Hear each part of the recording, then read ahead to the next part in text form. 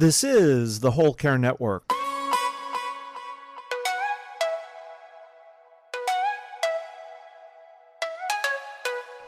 Helping you tell your story one podcast at a time. Content presented in the following podcast is for information purposes only.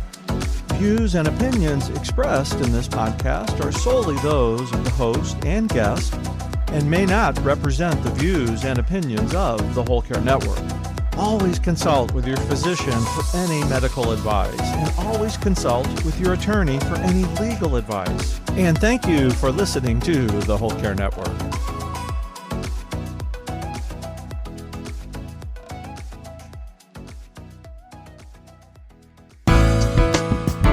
When I brought them to the facility, the caregivers loved them, and they gave me a few tips, on how to improve them, things that would make it easier for them.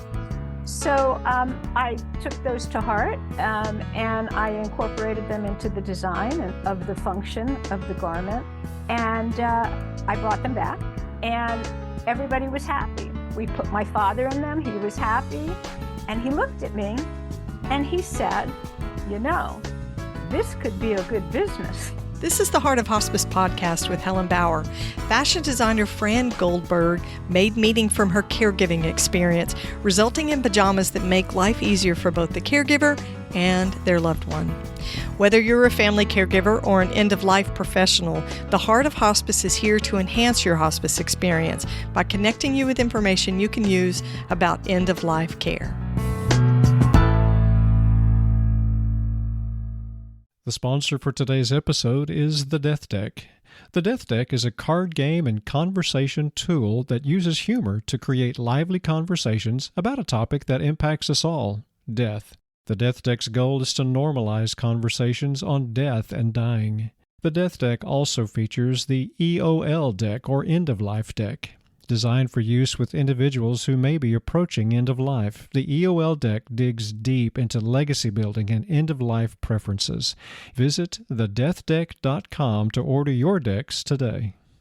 Get ready to embark on an extraordinary journey through the heart and soul of hospice care in Kenya. Introducing Brave Love, a nurse's story of courage and compassion in a Kenyan hospice, the remarkable new memoir by author Julie Boyd.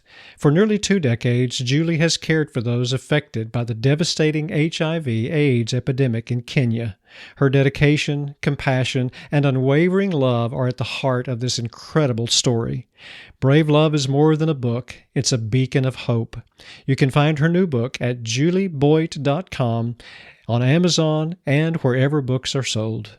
Today's conversation is about dignity and quality of life.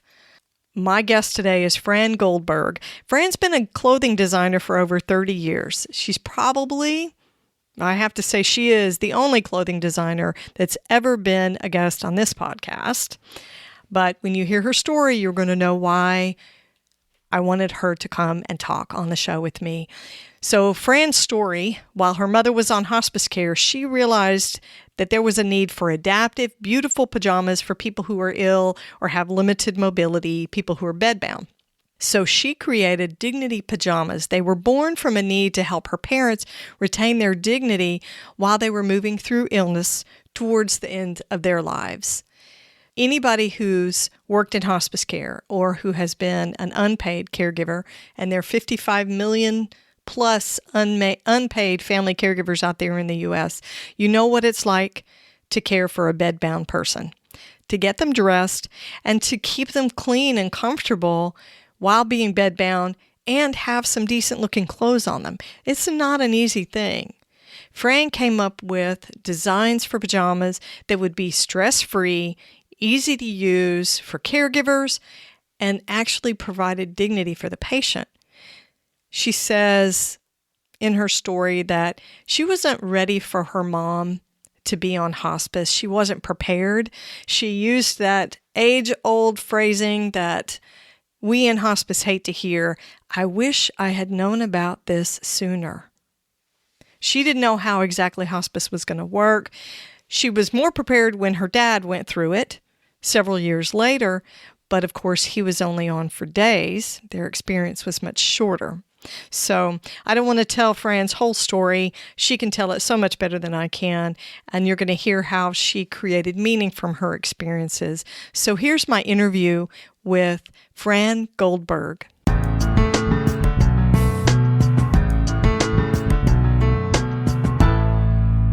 Fran, thanks so much for being on the show today. Welcome. Oh, thank you so much. It's my pleasure to be here. It's going to be a good conversation. So I thought we'd open it up with a little bit of an icebreaker question that is totally up your alley. This is a surprise question because I didn't send you this one.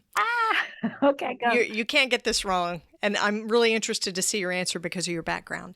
If your wardrobe could only have one color of clothing in it, one color for all of it, what color would that be? One? Ooh, that's a tough one. I would say black. Really? Why? Yeah, I would say black because it goes with everything. And, because I was in business for so many years and I was corporate and I always wore black and white when I was going to a presentation or a meeting or something like that because I was in the clothing business. So I never wanted to conflict with what I was showing to a potential buyer. Yes, I get that. So I always wore black and white to a presentation. Interesting. So I don't think you can wear white all the time. So I would say black. It's funny you should say that because I've asked that question of other guests and I've gotten some really cool answers, but mine is actually the same as yours. Is it? Yes, but it's for a very, very shaming reason. It's a shameful reason. It's because it's easier to wash the clothes. You just put them all in one load. You don't have to separate colors and whites and things like that. Isn't that terrible? It's laziness. No, it's not. No, it really isn't.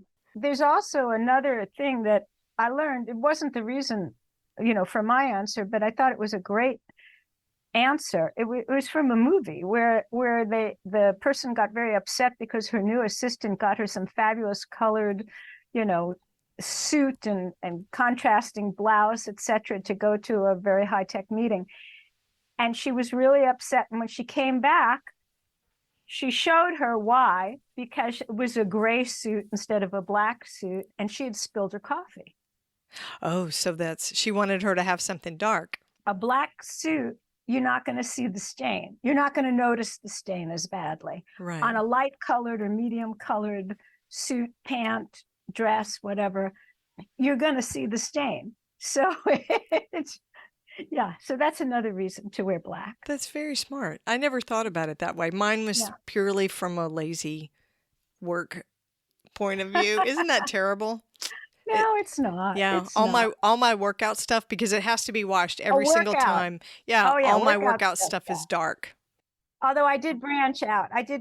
This year with pickleball. I branched out to some, lime green, hot coral, a little bit of pink every so often, because we're in California. Yeah, you want to jazz it up a little bit. Yeah, but black leggings go without saying. Yeah, that's why they call it basic black, right? That's exactly right. Well, I figured that was the perfect question to ask you because of your background in fashion design. Uh-huh. You had years in fashion design, and then you branched out into something special. And that's what we're talking about today, the work that you're doing, the products you've got with Dignity Pajamas. So tell me about your experience with your parents. Okay. That helped originate this idea and how you came to design the Dignity Pajamas. Okay. I'd be happy to. It started with, my background is in clothing and apparel design, merchandising, and sales. And we moved my parents out to California from Florida. They had a very independent, very full life back in Florida. And we moved them out here when they became more elderly and were not able so much to take care of themselves anymore.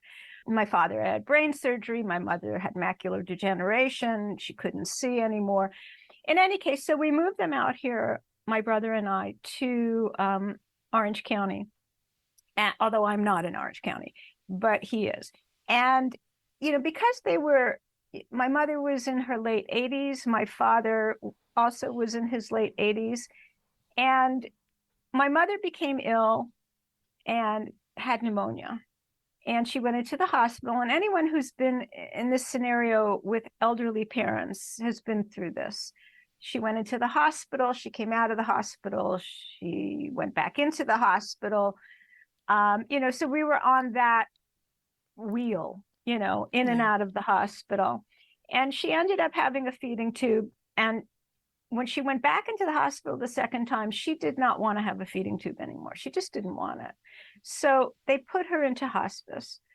And her hospice situation was back at the assisted living facility where she was in Orange County, who had wonderful care. But I noticed one day when I was coming, because I was going down there every day. I live in Los Angeles. And I noticed one day when everybody was coming to visit her, everybody meaning my brothers, people flew in from back east, her grandchildren, her great-grandchildren, people were coming in and out to visit her. And I noticed that the hospice worker changed her, because I was in the room with her, and took a T-shirt that had the logo of the facility that she was living in, the assisted living facility. And she took it and she took a scissor and she cut it up the back and she put it around my mother. She put her arms through the armholes, the sleeves, and she just kind of wrapped it around the back.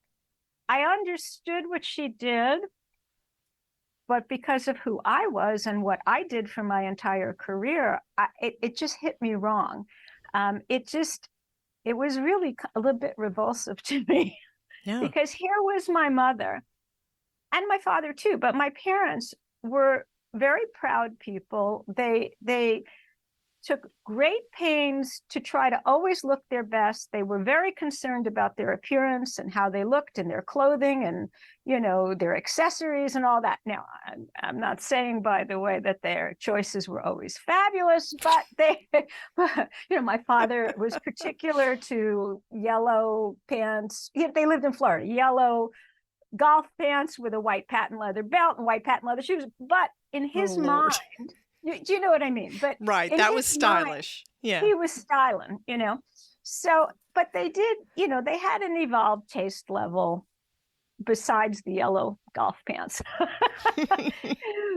However, I know that my mother had to be really, really, really ill to not say something about having this T-shirt. As a matter of fact, I said something and she just went, just don't go there. She was so exhausted, and I just couldn't handle it. I really couldn't. So I asked them why they were doing it. They explained to me, why they didn't want to move her much because she was so frail and delicate.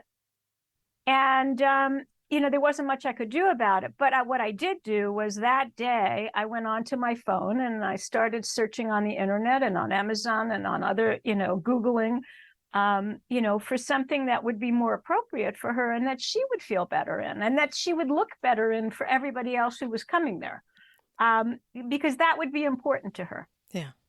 And I couldn't really find anything. At that time, there was exactly one company and the nightgowns were so ugly. They were so ugly that she really, at that point, was better off with the T-shirt. Oh, wow. Because she would never put them on. The fabrics were terrible. So what I decided to do, was all in a very condensed period of time, obviously. So I said, well, what am I talking about? I design and sell to national retail chains, the largest one in the country, so I can do better than this. I can do way better than this. And so I went and I designed nightgowns that, you and I would wear, maybe your mother would wear, your aunt would wear, in 100% cotton with beautiful details, and that had an open back. And the open back was the critical thing here, and that became my design challenge, how to, give them dignity and modesty and function for the caregiver to be able to dress the person in that position.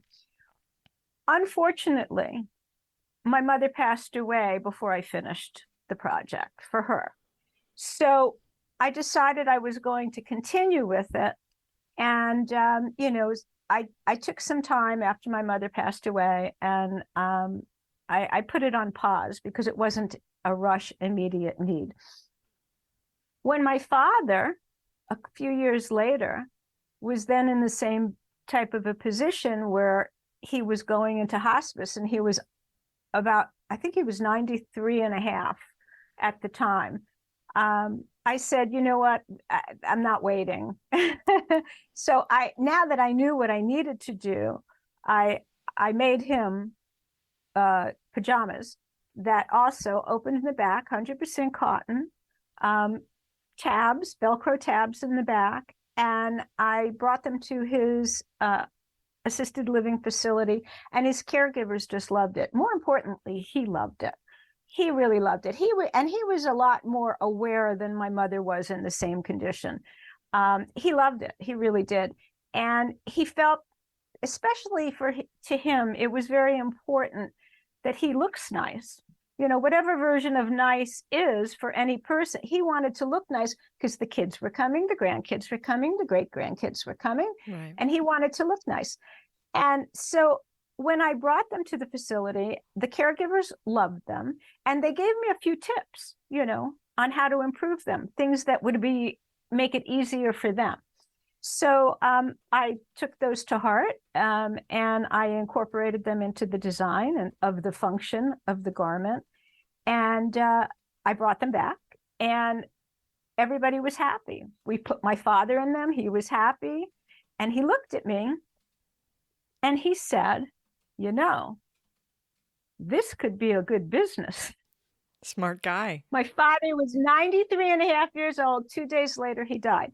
And he was aware, but that's what he thought. He said, this could be a good business. And he had a little bit of a dementia. He goes, and make something nice for your mother too.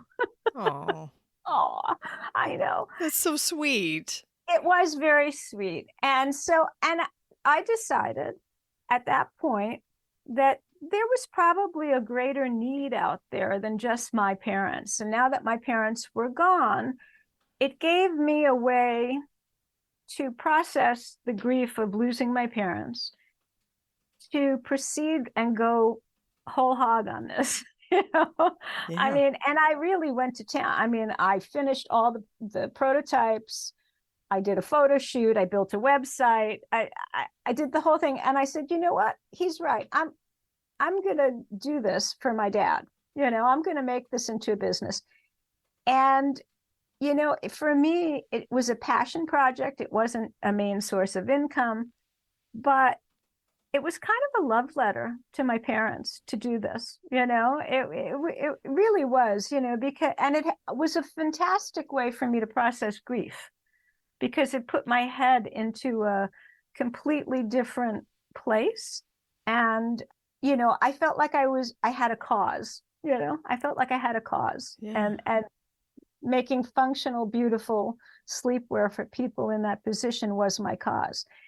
The interesting thing was that my perspective when I started this and when I first launched it was for people in hospice. But what I found out in the process of doing it was there was a much, much wider range of people in this position of being bedridden, whether it's from an illness, whether it's from end of life or an illness or post-surgery or rehabilitation or stroke or, any other number of things that could benefit from this product. So that was really something, to help continue it. I love the fact that you made meaning from this, from your experience with your parents, and that you actually recognize, hey, this is a good way for me to process my grief. Yeah, it's a really important thing to have a way, to have an outlet, because it's tough. And your dad was a sharp guy. Yeah, he was a sharp guy. Giving you business advice. This would be a good business. You should go into this. That was pretty smart. It was pretty funny too at the time. I mean, like we we looked at each other and said, "Great idea." Yeah. Yeah, great Of course, idea. we're in the middle of something else at the moment with you, but Right. yeah, that is a great idea. Yeah, you know what? I think it's wonderful that his mind was still working that well. Absolutely. Absolutely. And I Yeah. love it that he recognized your gifts Yeah. and encouraged you to use them. He Yeah. was your dad right up to the very end, right? Yeah. Yeah. I For love it. sure. Okay, Yeah. so you started out with the openings in the back, and then you said you added some features that were suggestions from the caregivers there. Tell me Yeah. about some of the special features that the pajamas for men and the pajamas for women feature. Well, the opening in the back is the main component of the special features. What I changed was how you close them to make it easier and better for the patient. Okay. I started off, I tried snaps, I tried ties, I tried buttons and loops and things like that. And when they showed me how they dressed them, I got it, pretty much right away. I ended up using soft Velcro snaps. And that way, nothing touches the skin. Everything was covered by the fabric. Only the fabric, the soft fabric, was against their skin. And then they could go behind and they could just gently press it and it was closed. And if they had to open it, they could just gently open it. There was no tug. Snaps tug. Mm-hmm. It's hard to get them closed and it's hard to get them open, and they tear easily. And when you wash them, sometimes they rust. So that's a problem too. So I love Velcro. I do. And I think it's a great closure for a lot of things. So I use the Velcro snaps, and I call them snaps. They're not really snaps. They're little pieces of Velcro that one lays on top of the other to close. Everybody knows what Velcro is. Right. And it was just very, very easy. The other thing that I did add was a modesty closure right above the back waist, so that when they were laying down, they didn't press on it. There's a curve in everybody's back. Right. So I placed it right at the curve so that when they were laying down, nothing pressed on their back. That was for the back waist. Going back to your question, I did leave something out. One of the things that I also adapted was I moved the closures up to the back shoulder rather than having it close like right up below the shoulder and above your shoulder blades. I had it move up to the shoulder, so that way when you're laying down, you're not laying on the closure at all. Right. So it can't press into any sensitive pressure points, or, after a while of laying down, anything will press into your back if it's not totally flat. So there was that. So I moved them up to the back shoulders, and I put in an upper waist, above the waist closure, in case there were people who were getting up, Right. And, not everybody was completely bedridden, so that they had modesty, because, let's face it, hospital gowns are way too much exposure, Absolutely. Yeah, And it's one size fits nobody. Exactly. People aren't shaped like a ginormous T. Right? We're just not shaped that way. That is correct. Yeah, that's That is horrible. correct. And all that fabric is very cumbersome too. Well, and then the ties, even if they have them offset, yeah, they form a knot. Correct. And skin breakdown is always an issue with people who are bedbound, not just hospice patients, but anybody with mobility bedbound status. Right. Yeah, absolutely. Yeah. Yeah, you put a lot of thought into that, especially the modesty part. I get the whole functionality of the t-shirt that is split down the back. I understand that completely. And I've seen it done. I've probably done it myself. And I know that we don't just do that for the convenience of the caregiver, the hired caregivers. So for our aides and different people that might be changing the clothing of a patient that's bedbound, yes, there's a lot of convenience. It saves on our backs. that sort of thing. And it's not as much effort to change someone. But the other thing is when our patients are super fragile, and even to turn them, if they can't assist for themselves, even Right. to turn them can be painful, or it Right. stresses them. They have, respiratory effort, increased respiratory effort. That getting them something nice put on quickly and easily Yeah. is about comfort, and it's about quality of life. Right. Yeah. Right. Yeah. And that's also one of the reasons that incorporated into the design of the back, there's the tab that you close. It kind of it's like it has an extension so that the person who's changing them doesn't have to bunch up all this fabric. Although there's complete coverage, it's designed in a way that if they only want to reach across the back, it will still close. Do you know what I mean? Yes. So that they don't have to bunch up all that fabric to smooth it out underneath them.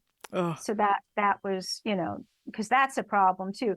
And to your point, that was one of the things that the hospice caretaker explained to me about the t-shirt, that, we don't want to move her because it could be painful for her. And I understood it, but Right. I still felt there was a way around that, Well, and let's face it, a t-shirt, I would, like my mom, she wouldn't wear something like that.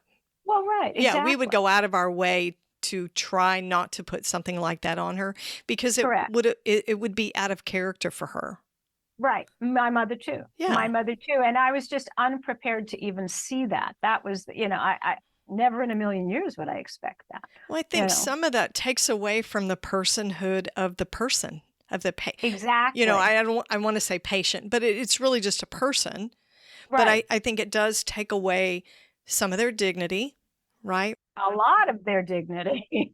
Which means your name for it, Dignity Pajamas, is very appropriate.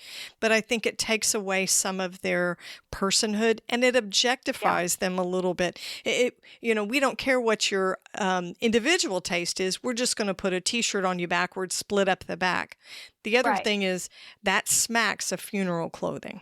Oh, well, I had never even to thought split of it up that. the back. Yeah. That's how I don't know what they do these days, but it used to be they would split the clothing down the back to be able to put it on a body. Ooh. Yeah. So that really gave me a chill. Yeah, it's not a pleasant thought. I don't know if that's what they still do, but that is what they used to do. So all in all, splitting a t-shirt up the back is way less. It's just the bottom of the barrel. Well, I think the important thing there was that, and is the basis of, why I did what I did, was the t-shirt thing strips the dignity from the person. And this gives it back. It maintains their dignity. It maintains their appearance. It's good for them, because look, let's face it, we don't 100% know, yet I would like to believe that even at the end of life, somebody is aware enough to know what's, to some extent, what's being done to them, what's being done for them. Yes. So I think that it's important to give them that. I mean, so much is taken away from them. So much dignity is stripped from them just in the caretaking process. Yes.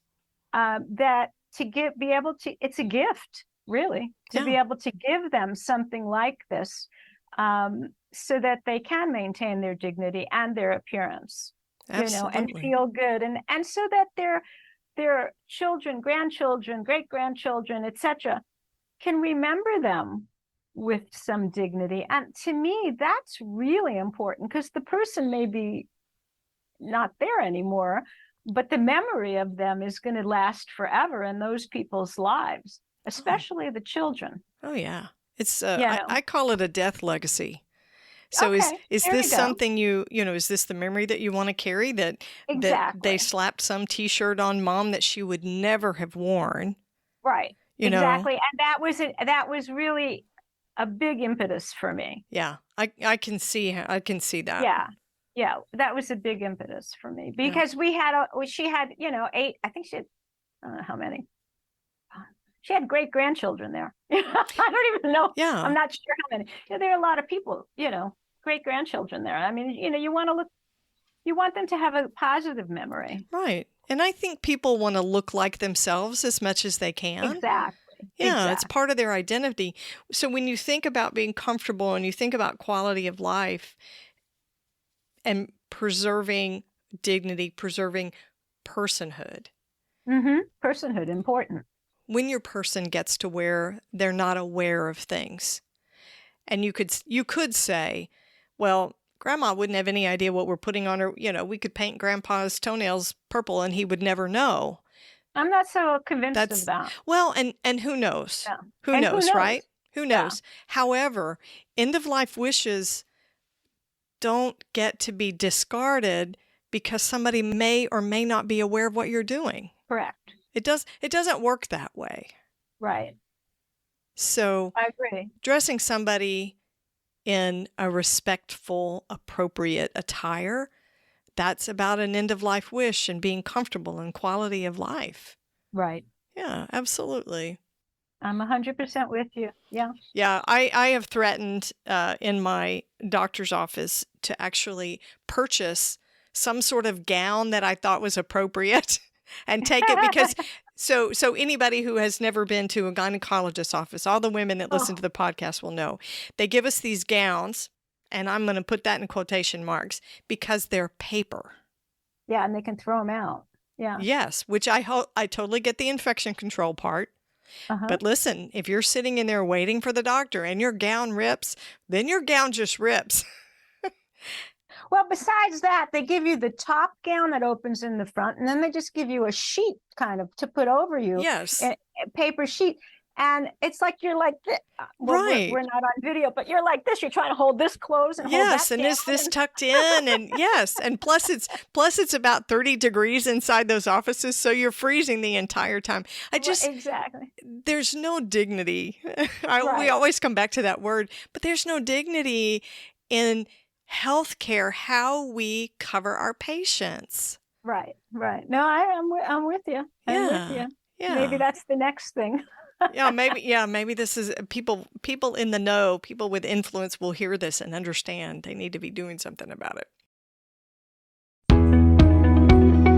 The Heart of Hospice is proud to feature this episode's sponsor, the Death Deck, the game and conversation tool that's changing the way we talk about life's most profound subject, death. Featuring 112 cards with multiple choice and open-ended questions, the Death Deck sparks lively discussions whether you're with your partner, your family, or a group of friends. The Death Deck can also be used at conferences or work gatherings as a creative icebreaker. It's easy to hand-select the questions that fit best with your audience. People are also gathering in breweries and their communities to host Death Over Drafts events, using the Death Deck to engage participants in conversations about death and dying. The Death Deck now features a new product, the EOL Deck, or End of Life Deck. The EOL Deck has softer language designed for individuals who may be approaching end of life. Both decks educate the participants on topics related to hospice and palliative care services, death doulas, green disposition, and end-of-life options. For a 20% discount, use the code HOSPICE20 at checkout. Visit thedeathdeck.com to order your decks today. It's time to start the conversation.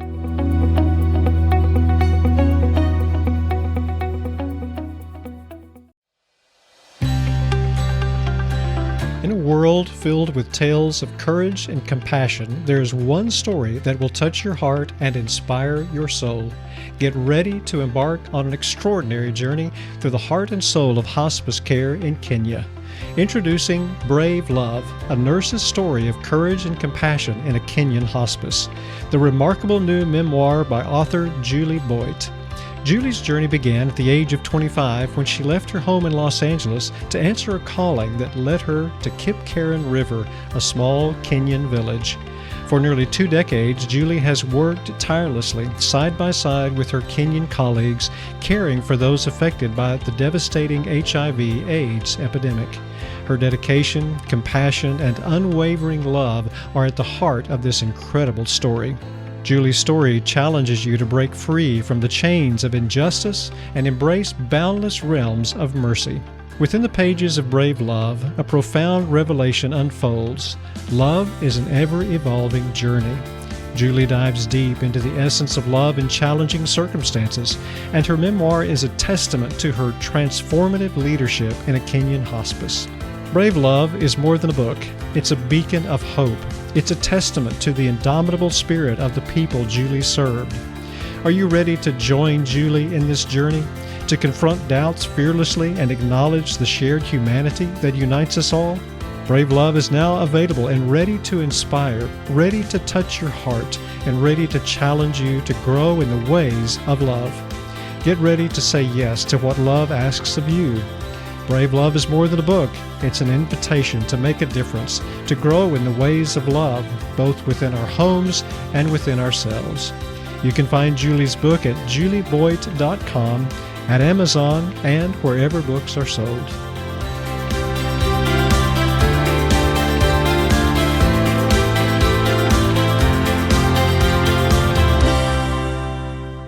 Let's go back to your experience with your mom. I know you said that your mom died before you could finish the design and put the prototype on her and let her use it.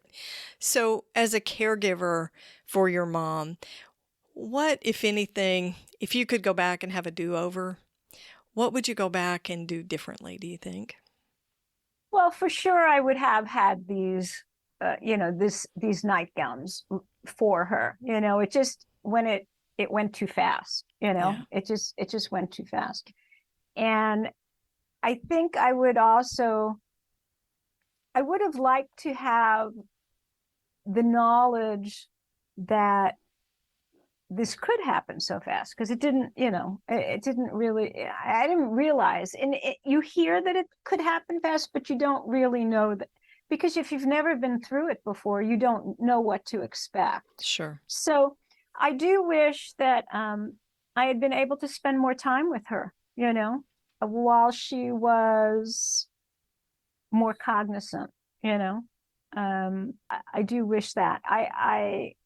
And I wish I had known more of her wishes, although I'm not even sure that she knew, at that time, other than the fact that we knew she did not any longer want to be on a feeding tube, But I wish that I had been able to have this for her so that she could use it sooner. And I wish I had known more. I wish I had known more about the whole hospice process, which I really didn't understand at the time. I really didn't get it, what hospice exactly was, except that they came in and I thought they were there all the time, but they're not there all the time. Right. I thought once they went into hospice, there was somebody full-time who was there for their every need. That wasn't the case, obviously, Right. I didn't know any of that. So it would have been really helpful. And, we're talking about, 15 years ago now, but it would have been really helpful to have more knowledge. There really wasn't that much out there available, be it from the clothing side or the knowledge side, the what to expect, how to deal with it, how, any of that. So, those are really, really the things. The biggest thing is I wish I had had more time. Yeah. I wish I had had more time, because they lived, across the country while they were very healthy. And so, we talked all the time, but, the one-on-one time, spending time, be closer, physically closer while they're still in good shape. Yeah. Because that makes a big difference, I think. I think the time thing mm-hmm. for someone that you love, you never really know about the time. We get that question all the time in hospice. How long? Yeah. How long do you think I have? How long do you think she'll be with us? And that's a really hard question to answer. Yeah. And there's so many things that weigh in on that. I have a colleague that calls it precious moments. Precious right. moments. When you know that time is limited. So I guess the key is to figure out that time is precious before you know that the end is coming, which is a lot harder, right? We're trying to live our lives and do our thing. Right. Yeah. Exactly. And even when you're a somewhat sophisticated person of the world, okay, you just don't expect it. It comes up on you very quickly. Yeah. You know, you kind of think in the back of your mind, everybody's going to be here forever. I mean, if you're fortunate enough, and I say that I was very fortunate not to have gone through a lot of loss in my life, not a lot of deaths, not a lot of loss, nothing like that. So it just wasn't a concrete realization to me that, you know, this could end very suddenly and quickly. And I better say what I have to say now. Yeah. You know what You I mean? never know. You never know. How long was your mom on hospice, Fran? Do you remember? Wow. I would say about 3 weeks, 4 weeks. You know, So, they told us they thought it was going to be very quick, but it wasn't. well, I It mean, really, some hospice patients are on 6 months or longer. So, yeah.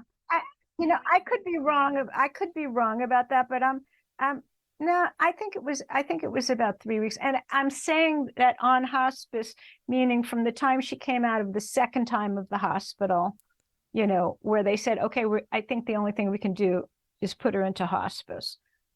And that's what I'm counting as the time. gotcha. I think it was about 3 weeks. I could be wrong, but I don't, it's, you know, more or less. Yet with my dad, it was much quicker. My dad was only a few days, and that really took us all by surprise. That's rough. You had some previous experience with your mother that hopefully helped you It did. acclimate to hospice with your dad. But Yes. yeah, those short stays like that. Quick. I moved a lot quicker. Mm-hmm. Do you know what I mean? Yes. Once I knew that, I moved a lot quicker. But I wasn't expecting it just to be 2 or 3 days. I want to ask you something about your mom. I want to touch back on that experience. You said that your mother decided that she no longer wanted a feeding tube. Right. So that's an end of life wish that she expressed to you.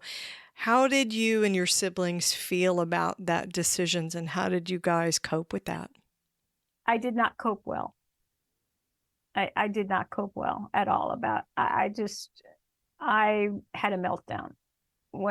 Although I knew it was her decision, and she was, in control of her decision-making process. There was nothing wrong with her mind at that point. The fact that she was making that kind of a choice, and I knew what that meant. Right. As I said before, I wasn't prepared. I mean, it brings up, the lump in my throat even right now. Yeah. Yeah. I wasn't prepared for it. Intellectually, maybe. Emotionally, not at all. Not at all. But isn't that one of those scenarios that you don't think, okay, one of these days my mom might decide that she's not going to let herself be fed anymore? Well, that's exactly what it meant. Yeah. And knowing intellectually, well, that will precipitate her death because she's, right. Yeah, she'll decline from that. You can calculate that and process that mentally, but until it's happening, man, for those emotions to hit you. Right. And intellectually, I read it in the paperwork, what's it called? The DNR and all of that kind of thing. Medical directive. Yeah. Healthcare directive. Yeah. And I was the executor at the time but I have to tell you, the reality of it versus the potentiality of it they're two very different things. And emotionally, it was a meltdown for me because I knew what it meant. And, it was coming to terms with death, really, of important people in your lives, to say the least, and it was extremely difficult. And I think it's another thing that people don't know what this is about or how it feels until they go through it. They just don't. And I'm not sure that there's a way to prepare for it, honestly. Yeah. I think you can learn. I think you can be educated. Yeah. And know that it's coming, right? Because we all do. Someday I'm going to lose my mom. My mom's going to die.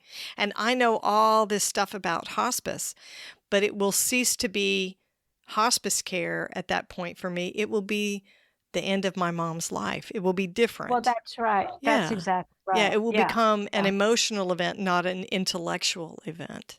Right. And that's exactly what happened. It was a very emotional event. And of course, you have to get past that because you don't want that to be going on, because you want to present a good front in front of your mother, and make it easier for her. Because, I'm a mother. You don't want your child to have to go through that either. Right. You and your mother were probably thinking the same thing. Probably. Yeah. Yes. Yeah. She was thinking, I'm dying and I need to make sure that I keep things positive for my kids. Yeah. And you kids were thinking, Mom's dying and we need to make sure we keep things positive for Mom and Dad. Right. Isn't that funny how we take care of each other? Yeah, of course. Yeah. So, Fran, what would you want to tell the hospice teams that took care of your parents? What would you want to say to them? Well, I think it takes a very special kind of a person to do this kind of work. I really do, because when I saw what they did and how they did it, I mean, it takes a very special type of person.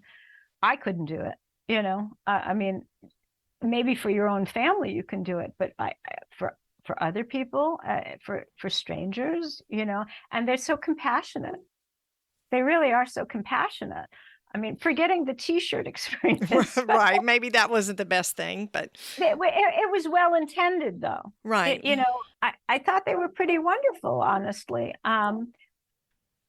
What I didn't love, I don't know if I should say this or not. You absolutely should. We talk about the good and the bad.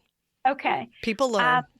Okay. What I didn't love was we had one hospice caretaker that we finally just had to say, please don't impart your religious beliefs onto us or our mother. We think you're wonderful, but please, and I don't know what's appropriate here to be able to say or not to say. Fran, you can say anything you want to say. Okay. Well, we're a Jewish family, and there was a lot of, Jesus this and Jesus that. And I don't begrudge anybody's beliefs. I'm very open-minded, and I think everybody deserves to believe in what they believe in, but it shouldn't be put onto the person who you're caring for, Absolutely. And so that was a little bit of an issue, and I think that could have been better. And the person was a little bit insulted or offended, and I felt bad for that. But Wow. And yeah, and the only other thing was, and I don't know how controversial or not this is. It was that, and I think it was the same person. She kept saying to us, "Give your mother permission to go. Give your mother permission to go." Yes. My father turned around to her and said, "No, I don't want her to go." We're not giving her permission to go anywhere. Yeah, I don't want her to do this in the first place. I love it. An honest man. I love it. He's not, I don't want her to go. Stop telling me to tell her to go. I love it. Yeah, so that was kind of interesting. And I understood where it was coming from, but it's, again, it's a belief thing. It's not a care thing. Do you know what I mean? It's her personal belief. It's not a caretaking thing. So, that you asked, so I'm saying. Yeah, no, those are wonderful things for hospice people to hear. Absolutely. Yeah. Absolutely. It is never our job as hospice and end-of-life workers to convert or save or proselytize. Proselytize. That's Yes. kind of what, yeah. That was the word I was looking, yeah. That's not our job. That is absolutely not our job. There's misinformation out in the community, a misconception about how we handle our spiritual counseling, how our chaplains work, because in the past, that has been an issue. Oh. That has been an issue. But chaplaincy and spiritual counseling is about the faith beliefs of the patient and the family, the Right. caregivers. It has nothing to do with the beliefs of the chaplain or the spiritual counselor. Right. What we believe doesn't make any difference. It's not about us. Well, right. It's That's not right. about us. Yes, at that point, it was about you and your mom and your siblings and your dad, period. Right. Yeah. Right. So what you were talking about was incredible advocacy. Mm. Advocacy for what you guys believe in and for the care that your mother was receiving. Your dad, in saying, that's not comforting to us, we don't believe this way, please don't Right. talk to us like that, he was simply advocating for your mother and for himself.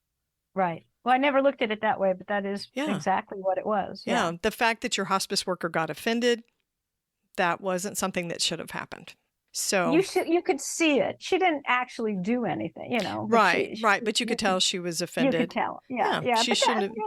Yeah, it shouldn't have been that sorry. way.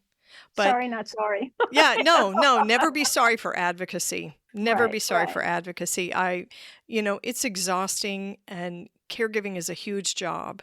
It's a huge job, and that's why you have to weigh the good and the bad, but there can come a point, and in that particular case, where you have to be able to say something, Yes, and you should feel comfortable. Every caregiver should feel comfortable saying to a hospice professional, this isn't a good fit for us. Right. So, but other than that, by the same token, she was a wonderful, caring person, Right. So you kind of have to weigh it out. Yeah. You can still have those things. Yeah. Yeah. Fran, your story is amazing. The work that you started doing, your dad was right. Your dad was right to encourage you. So how can listeners find the Dignity Pajamas and purchase them, check out the design, and read a little bit about your story at the same time? Well, that would be great. That would be wonderful. Well, www.dignitypajamas.com. Just like it sounds. So easy. I'll have a link in the show notes so that listeners can go straight in. You guys want to check these pajamas out. When I think about my father-in-law, who died a few years ago during the pandemic, he was a tall guy, and getting clothes on him when oh my gosh, when his mobility was bad, he had Alzheimer's, he was confused, and he was probably 6'2", and he'd had a broken hip years earlier. The mobility, and then when he became bedbound, it was next to impossible to find something that was dignified. Fortunately, he was a t-shirt kind of guy. He liked to be comfortable. So that part was easy for us. But I can understand. I totally get that caregiver perspective. Fran, your parents would be so proud of the work that you're doing, and that you've taken your story forward. You're living it forward and doing something meaningful. Thank you for sharing all of it today. Oh, thank you. I appreciate you taking the time and helping us share the word, because, more than anything, of course, we need to spread the word so that more people know about us. What we've heard the most from so many people is, gosh, I wish I had known about this when my mother or my father or my aunt or my wife or, was in this situation. I didn't even know something like this existed. So that helping to spread the word is really important. And if I could just add one quick other thing. Sure. We're making our products in the U.S. So everything you purchase is helping provide jobs here for people. So absolutely. Just wanted to throw that in. So check them out, Dignity Pajamas. Check us out. Thanks, Fran. Thank you so much. I appreciate the time.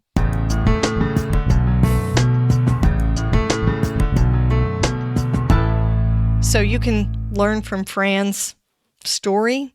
She made meaning from what happened with her parents. She's continuing to help other caregivers. She's a resource and designing some really fantastic products.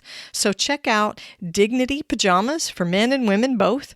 They come in lots of colors, lots of sizes. I think you're going to be really pleasantly surprised at the designs and how nice they are.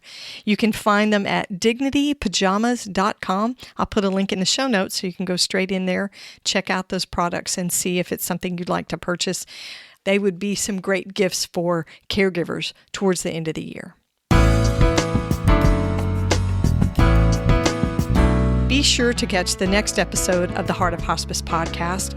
You can find more episodes on theheartofhospice.com, and don't forget to follow us on your favorite podcast platform. You can connect with the Heart of Hospice on Facebook and Instagram, and send your questions or comments by email to helen@theheartofhospice.com. And remember, no matter who you are or where you are in your hospice journey, you are the heart of hospice.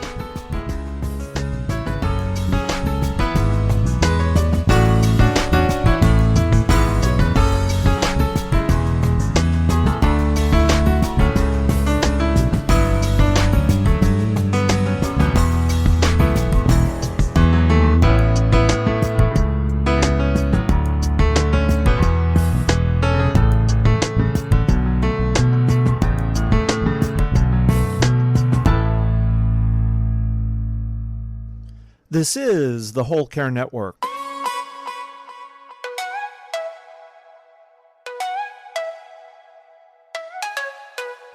Helping you tell your story one podcast at a time.